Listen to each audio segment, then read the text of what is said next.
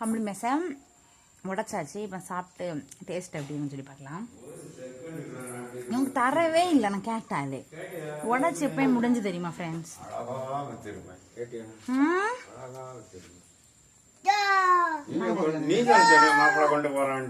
அப்படிதான் சொல்லியிருந்தேங்க. தாங்க அப்படியே அதை எடுங்க.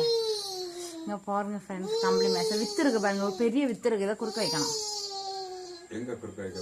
வீட்டுல டேஸ்ட் எப்படி இருக்குன்னு சொல்லட்டா? சாப்பிட்டு சுகர் பிரஷர் எல்லாம் கிளியர் ஆகும். நல்லா இருக்கு. பொம்மை 2 3 எடுத்துட்டு போட்டி போகணும்.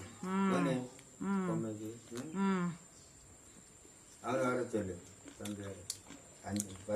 சூப்பரா இருக்கு. இப்ப எங்க பார்த்தா வாட்ஸ்அப்ல இருக்க போற நீ ஓட்டியாங்க. வேண்டாம்.